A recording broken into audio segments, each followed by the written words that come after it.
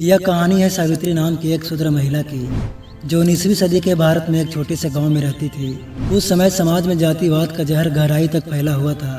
शूद्रों को शिक्षा, पानी के कुएं और मंदिरों में प्रवेश से वंचित रखा जाता था। सावित्री ने इन भेदभावों को बचपन से सहते आया, लेकिन उसके भीतर अन्याय के खिलाफ लड़ने की आग जलती रही। सावित्री का विवाह पास के गांव के एक किसान रामलाल से हुआ। शादी के बाद उसने महसूस किया कि जाति के आधार पर अपमान केवल उसके जीवन तक सीमित नहीं है, बल्कि ये अगली पीढ़ी को भी गुलामी के जाल में बांधता है। गांव के स्कूल में केवल उस जाति के बच्चों को पढ़ने दिया जाता था और शूद्र महिलाओं को खेतों में मजदूरी के सिवा और कोई अधिकार नहीं था। सावित्री ने अपने बच्चों को पढ़ाने का सपना देखा।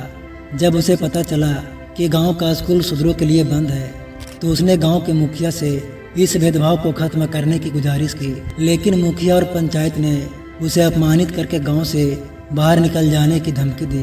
अपमान के बावजूद भी सावित्री ने हार नहीं मानी। उसने अपने पति और कुछ समर्थकों की मदद से गांव में अपना एक छोटा पाठशाला शुरू किया।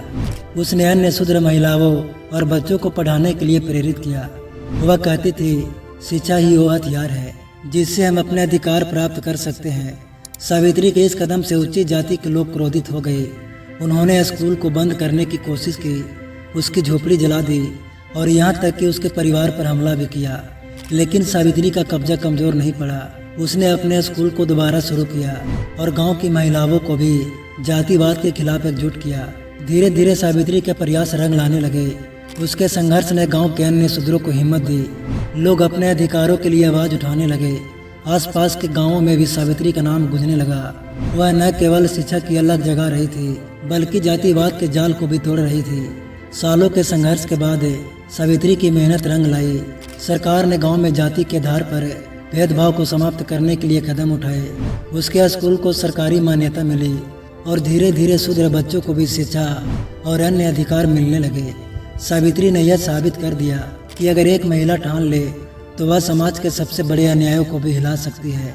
उसकी कहानी न केवल जातिवाद के खिलाफ लड़ने की प्रेरणा देती है, बल्कि यह भी सिखाती है कि शिक्षा और एकता से किसी भी बुराई का अंत संभव है। सावित्री की यह कहानी हमें याद दिलाती है कि समाज में बदलाव के लिए एक छोटी सी चिंगारी भी काफ़ी होती है। उसका संघर्ष हमें यह सिखाती है कि सच्चाई और न्याय के लिए लड़ाई में कभी हार नहीं माननी चाहिए।